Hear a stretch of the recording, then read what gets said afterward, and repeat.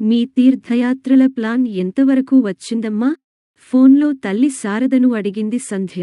కొద్దిసేపు మౌనం తర్వాత శారద అంది, ఏదో అనుకున్నాను కాని అవన్నీ ఎక్కడ కుదురుతాయి నాకు. అదేమలా అంటావు? నాన్న రిటైరయి 2 నెలలు కావస్తోంది కదా, ఇంకా తీరిక దొరకలేదా నీకు? నొచ్చుకుంటూ అడిగింది సంధ్య. ఎక్కడమ్మా తీరిక? రిటైరైన దగ్గరనుంచి మీ నాన్న స్నేహితులు ఎవరో ఒకరు రావడం, వాళ్లకి వండి వార్చడంతోనే సరిపోతోంది. మీ నాన్న కూడా ఇంతకాలంగా ఆఫీసు పని ఒత్తిడితో ఒక్కరోజన్నా ఆస్వాదిస్తూ తిన్నదే లేదు. ఇప్పుడు ఒక్కసారిగా తీరిక దొరకడంతో అది చేసిపెట్టు, ఇది చేసిపెట్టు అని అడుగుతున్నారు. అలా గడిచిపోతున్నాయి రోజులు.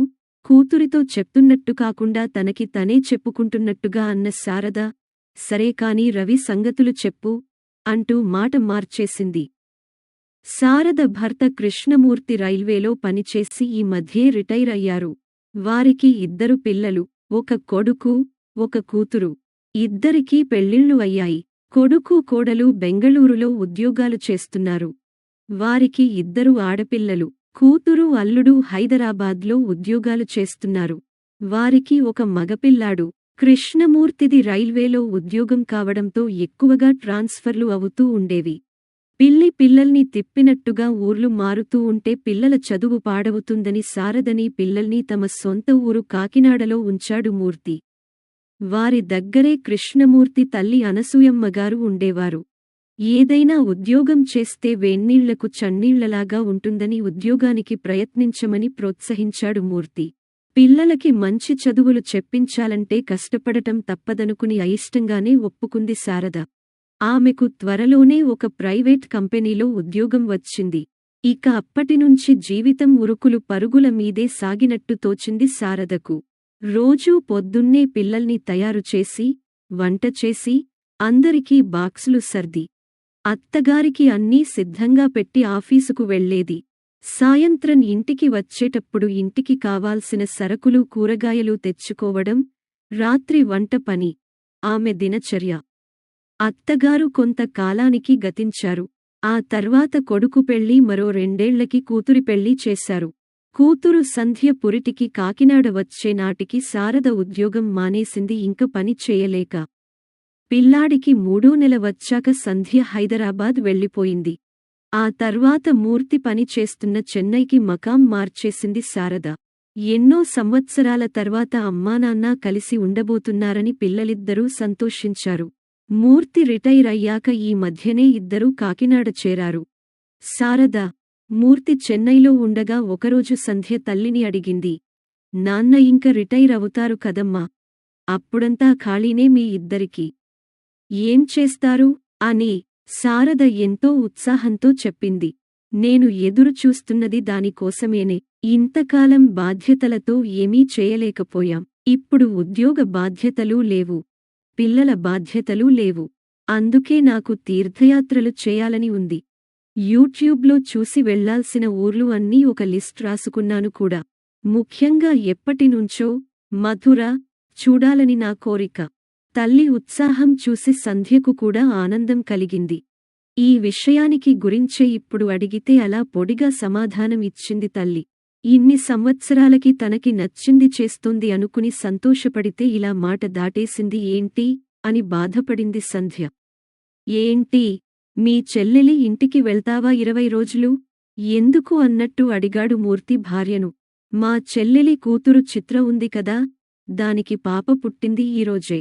మా చెల్లి రమ్మంది కాస్త సాయానికి. చంటిపిల్లతో చేసుకోవాలంటే దానికి భయంగా ఉందట. అక్కని, పైగా పక్క ఊర్లోనే ఉండి వెళ్లకుండా ఎలా అండి చెప్పింది. సరే వెళ్ళిరా, ఎంత అవసరం ఉంటే పిలిచిందో. నా తంటాలేవో నేను పడతాన్లే అన్నాడు మూర్తి. ప్రయాణానికి తయారవడంలో మునిగిపోయింది శారద. ఆ రోజు సాయంత్రం సంధ్య ఫోన్ చేసినప్పుడు చెప్పింది శారద తన అనుకోని ప్రయాణం గురించి. సంధ్య వెంటనే అంది, నువ్వు పిన్ని వాళ్ళింటికి వెళ్తే నాన్న ఒక్కరే ఉండాలి కదమ్మా. హైదరాబాద్ వచ్చేయమను నాన్నని, కొన్ని రోజులు మాతో గడపచ్చు. శారదకి ఈ ఆలోచన బాగానే తోచింది. సరే సంధ్య, నాన్నతో చెప్తాను అంది. తర్వాత శారద తన చెల్లెలి ఇంటికి వెళ్లడం, మూర్తి సంధ్య వాళ్ళింటికి బయల్దేరడం ఒకేసారి జరిగిపోయాయి. ఏంటమ్మా, నువ్వు వచ్చావు స్టేషన్కి? సాగర్ లేడా? అడిగాడు మూర్తి తనను తీసుకెళ్లడానికి వచ్చిన కూతుర్ని చూసి. ఇంట్లోనే ఉన్నాడు నాన్న. నేనే మీకు నా డ్రైవింగ్ చూపించాలని వచ్చాను నవ్వుతూ చెప్పింది సంధ్య. వాళ్ళిద్దరూ మాట్లాడుకుంటూ ఇల్లు చేరేసరికి ఉదయం 6 అయింది. ఫ్రెష్ అయి రండి నాన్నా, కాఫీ ఇస్తాను అంది సంధ్య. సంధ్య ఇచ్చిన కాఫీ తాగి పేపర్ చదువుతూ కూర్చున్నాడు మూర్తి. సంధ్య వంట పనిలో పడింది. 7 కొట్టేసరికి సాగర్ లోపల నుంచి పిలిచాడు. సంధ్య, కాఫీ అని. ఆన్ వస్తున్నా అంటూ కాఫీ కలిపి లోపలికి తీసుకెళ్ళింది. ఒక పావుగంట తర్వాత రవిని లేపి బ్రష్ చేయించి బయటికి తీసుకొచ్చింది. వాడు మూర్తిని చూస్తూనే, హాయ్ తాతా, ఎప్పుడొచ్చావ్? అన్నాడు సంతోషంగా. పొద్దున్నే వచ్చానురా. నీకు సర్ప్రైజ్ ఇవ్వాలని నీతో చెప్పలేదు మమ్మీ అన్నాడు వాడిని ఒళ్ళో కూర్చోపెట్టుకుంటూ. అవునా, నేను చాలా సర్ప్రైజ్ అయ్యాను అన్నాడు రవి సంతోషంగా. ఈలోపు సంధ్య రవికి పాలు తీసుకొచ్చి, రవి, పాలు తాగి స్నానం చేసిరా త్వరగా. తాతయ్యతో సాయంత్రం ఆడుకుందువుగాని అంది. Okay mummy. తాతా, సాయంత్రం నీకు నా కొత్త వీడియో గేమ్స్ నేర్పిస్తాను అన్నాడు ఉత్సాహంగా. అలాగే అన్నట్టు తలూపాడు మూర్తి. సాగర్ బయటికి వస్తూ, బాగున్నారా మావయ్యా అని పలకరించాడు. బాగున్నాను సాగర్ అన్నాడు. ఎలా ఉంది మీ రిటైర్డ్ లైఫ్ అడిగాడు సాగర్. చాలా ప్రశాంతంగా ఉంది సాగర్. ఇప్పటికి దొరికిన తీరికతో నా పాత స్నేహితుల్ని అందరినీ కలుస్తూ కులాసాగా కబుర్లు చెప్పుకుంటూ, నచ్చినవి వండించుకుని తింటూ హాయిగా గడిపేస్తున్నాను అన్నాడు మూర్తి. సాగర్, మూర్తి మాటల్లో పడ్డారు. సంధ్య పిల్లాడి వెనక తిరుగుతూ వాడిని స్కూల్కి తయారు చేస్తూనే వంటింట్లో పని చక్కబెడుతోంది. 7:30 అయ్యేసరికి రవికి ఇడ్లీ తినిపించి స్కూల్ బస్ ఎక్కించడానికి వెళ్ళింది. ఈలోపు సాగర్ పేపర్ తిరగేసి వాకింగ్కి వెళ్ళొచ్చాడు. సాగర్ స్నానం చేసి వచ్చేసరికి 8:30 అయింది. రండి నాన్నా, టిఫిన్ రెడీ పిలిచింది సంధ్య. మీకిష్టమని పెసరట్టు, ఉప్మా చేశాను అంది. మరి పొద్దున్న రవికి ఇడ్లీ పెట్టినట్టున్నా సందేహంగా అడిగాడు మూర్తి. అదా, వాడు పెసరట్టు తినడు. ఉప్మా అంటే ఛీ అంటాడు. అందుకే వాడికి ఇడ్లీ చేశాను. మీకు సాగర్కి కూడా ఇష్టమని పెసరట్టు చేశాను అంది సంధ్య. ఆఫీసుకి వెళ్లేదానివి ఇన్ని పనులు ఎందుకమ్మా అన్నాడు మూర్తి నొచ్చుకుంటూ. ఏం పర్లేదు నాన్నా, నాకు అలవాటే అనేసింది సంధ్య తేలిగ్గా. నువ్వు కూడా తినచ్చుగా సంధ్యా, మళ్ళీ నీకు ఆఫీసు టైం అవుతుందేమో అన్నాడు మూర్తి. ఈరోజు మా ఇద్దరికీ వర్క్ ఫ్రం హోం నాన్నా, తొందర లేదు, నేను మీకు పెట్టేసి స్నానం చేసొచ్చి తింటాను అంది. తర్వాత సంధ్య స్నానం చేసి వచ్చి అప్పటికే టేబుల్ మీదున్న చల్లారిన పెసరట్టు తింటూ, ఇంకేంటి నాన్నా, మీకు కాలక్షేపం బాగానే అవుతోందా అని తండ్రిని అడిగింది. అది సరే కాని అలా చల్లారినవి తినకపోతే నువ్వు వేడిగా వేసుకోవచ్చు కదమ్మా అన్నాడు మూర్తి.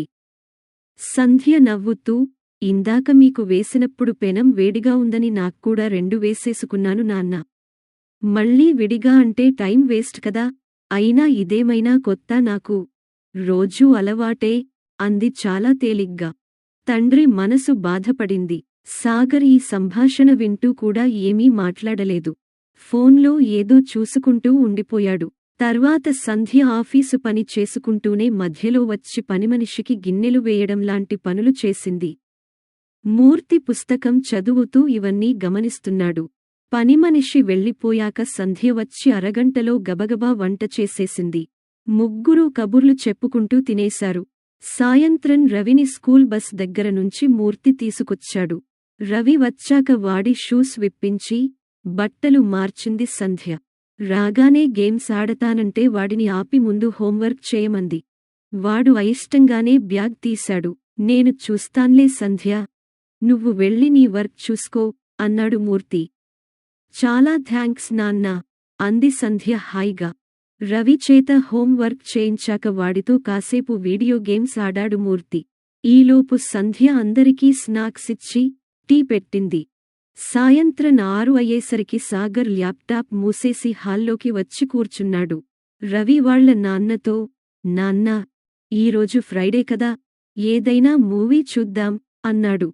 సరే అలాగే రవి అంటూ సాగర్ టీవీ ఆన్ చేసి ఓటీటీలో కొత్తగా రిలీజ్ అయిన సినిమా ఒకటి పెట్టాడు. ముగ్గురూ చూస్తున్నారు. సంధ్య మాత్రం ఇంకా ఆఫీసు పనిలోనే ఉంది. ఏడయ్యాక వచ్చి, ఏం సినిమా చూస్తున్నారు అంటూ ఒకసారి టీవీలోకి చూసి అంతలోనే, అమ్మో, టైం ఏడయిందా అంటూ గడియారం చూసి, నేను వెళ్ళి వంట చేయాలి బాబూ అనుకుంటూ వంటింట్లోకి వెళ్ళింది. ఒక గంటయ్యాక భోజనానికి రండి అంది. ఇక్కడికే తీసుకురా మమ్మీ, సినిమా ఇంకా అవ్వలేదు అన్నాడు రవి. ఓకే అని అన్నీ టీవీ దగ్గర అమర్చింది సంధ్య. మూర్తి కూడా వెళ్ళి కూతురికి హెల్ప్ చేశాడు. రవి, సినిమా పాజ్లో పెట్టి వెళ్ళి నీళ్లు తీసుకురా అని పురమాయించాడు. సరే తాతా అని పరుగున వెళ్ళాడు రవి. అందరూ సినిమా చూస్తూ భోజనం ముగించారు. సంధ్య వంటింట్లో అన్నీ సర్దుకుని వచ్చేసరికి సినిమా అయిపోయింది.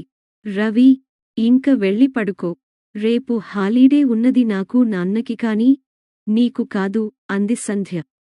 సరే మమ్మీ, కానీ రేపు నైట్ మాత్రం నా ఇష్టం వచ్చినంతసేపు చూడనివ్వాలి అంటూ మూర్తికి గుడ్ నైట్ చెప్పి వెళ్ళాడు రవి. ఇంతలో తన ఫ్రెండ్ ఫోన్ చేస్తే మాట్లాడుతూ రూంలోకి వెళ్ళాడు సాగర్. ఏంటమ్మా సంధ్య, నీకు ఆఫీసు వర్క్ ఎక్కువ ఉంటోందా? చాలాసేపు చేసినట్టు కనిపించావు అడిగాడు మూర్తి. అదేం లేదు నాన్నా, వంట చేయడానికి రవి ఇంటికి వచ్చాక చూసుకోడానికి మధ్యలో బ్రేక్స్ తీసుకుంటాను కదా, అందువల్ల కొంచెం ఎక్స్ట్రా టైం పడుతుంది నాకు చెప్పింది. ఇంతలో సాగర్ వచ్చి, సంధ్య, నా ఫ్రెండ్ కిషోర్ తెలుసు కదా, రేపు వాడు తన వైఫ్తో కలిసి హైదరాబాద్ వస్తున్నాడట. కలిసి చాలా రోజులైంది కదా అని మనింటికి లంచ్కి రమ్మన్నాను. ఎలాగూ నీకు రేపు సెలవే కదా అని, ఓకేనా అని అడిగాడు.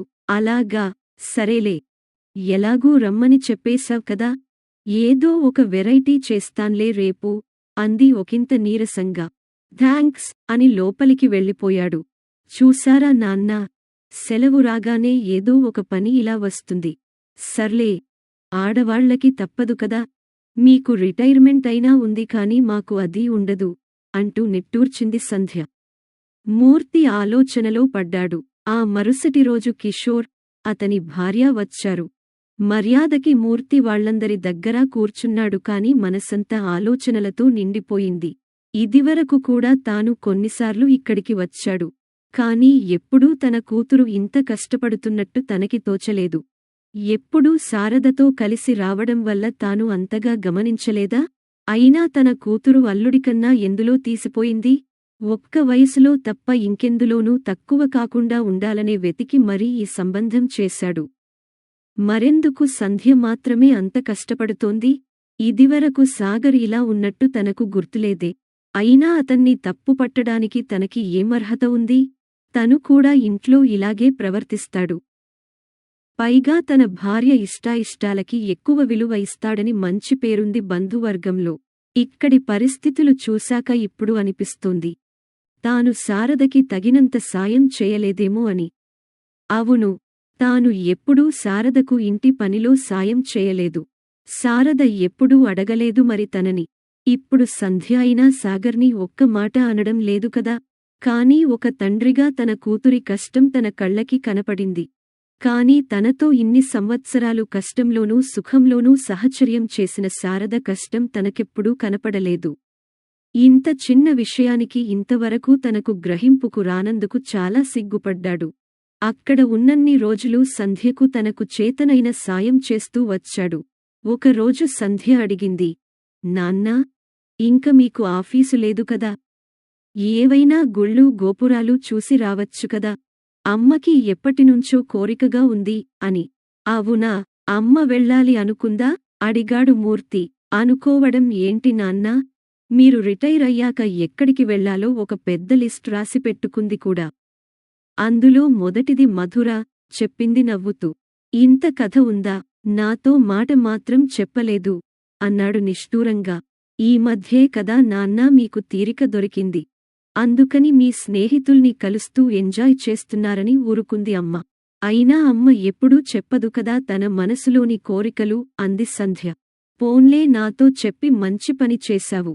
వచ్చే నెలలో మా ఇద్దరికీ మధుర వెళ్ళడానికి టిక్కెట్స్ బుక్ చేస్తాను. అమ్మతో అప్పుడే అనకు. సర్ప్రైజ్! అన్నాడు మూర్తి. చిన్నపిల్లాడిలా చెప్తున్న తండ్రికేసి అలాగే అన్నట్టు తలూపింది సంధ్య. శారద ఇంటికి వచ్చే రోజు తనకంటే ముందే మూర్తి ట్రైన్ దిగాడు. శారద వచ్చే సమయానికి తనకి వేడిగా కాఫీ చేసి ఇవ్వాలని అనుకుంటూ దారిలోనే పాల ప్యాకెట్ కొని ఇంటికెళ్లగానే ముందు డికాక్షన్ వేసి అప్పుడు స్నానానికి వెళ్ళాడు. శారద లోపలికి వస్తూనే ఎన్నింటికి వచ్చారండీ? అంటూ వచ్చింది. నేను 6ంటికే వచ్చానులే. నువ్వెళ్ళి కాళ్ళూ చేతులూ కడుక్కునిరా. మంచి కాఫీ ఇస్తాను అన్నాడు. శారద ఆశ్చర్యంగా అబ్బో! మీరు పెట్టారా? అంది. ఏం? నాకు రాదనుకున్నావా? ఇదివరకు అంతా నేను చేసుకోలేదా ఏంటి? అన్నాడు కినుకగా. రాదని కాదు అని అర్ధోక్తిగా ఆపేసింది శారద. కాఫీ తాగుతూ విశేషాలు మాట్లాడుకున్నారు ఇద్దరు. నీకో సర్ప్రైజ్ అన్నాడు మూర్తి. ఏంటండీ? ఈరోజు అన్నీ కొత్తగా అంటూ నవ్వేసింది శారద. జీవితంలో కొత్త పాఠాలు నేర్చుకున్నప్పుడల్లా మనం కొత్తగా మారుతూనే ఉంటాం కదా. అది ఏ వయసుకి అయినా వర్తిస్తుంది. సంధ్య వాళ్ళ ఇంటికి వెళ్ళి చూశాకే నాకు నీ కష్టం అర్థమైంది. ఇంతకాలం కేవలం నా కళ్లతోనే చూశాను కాని ఇప్పుడు మనసుతో చూస్తే అర్థమయింది ఇంటి పనులు ఆఫీస్ పనులతో నువ్వు ఎంత కష్టపడ్డావన్న విషయానికి అన్నాడు. ఏంటో చాలా కొత్తగా మాట్లాడుతున్నారు. నేను కష్టపడ్డాను నిజమే, కానీ అదంతా మన కుటుంబం కోసమే కదా. మీరు మాత్రం కుటుంబానికి దూరంగా ఉండి కష్టపడలేదా? అంది శారద. అవును శారద, అందుకే నాకు రిటైర్మెంట్ ఉంది. కానీ నీకు అది కూడా లేదు. అందుకే ఇకనుంచి మనిద్దరం పనులు పంచుకుంటూ మనం గతంలో టైం లేక చేయలేకపోయిన పనులన్నీ చేద్దాం, సరేనా? అన్నాడు మూర్తి. బాగానే ఉంది. అంతకంటే ఇంకేం కావాలి? ఇంతకీ ఆ సర్ప్రైజ్ ఏంటో చెప్పండి అంది శారద కుతూహలంగా. మనం మధుర వెళ్ళడానికి టిక్కెట్స్ తీసుకున్నాను అన్నాడు మూర్తి మెరిసే కళ్లతో. అవునా? సంధ్య చెప్పిందన్నమాట మీకు అంది శారద ఆనందంగా. అవును. నీ లిస్ట్ ఇప్పటికైనా నాకు చూపిస్తే నేను కూడా మంచి భర్త అవ్వడానికి ప్రయత్నిస్తాను మరి అన్నాడు మూర్తి ఆట పట్టిస్తూ. ఊరుకోండి. ఇప్పుడు మీరు మంచి భర్త కాదని ఎవరన్నారు? అంటూ నవ్వేసింది శారద.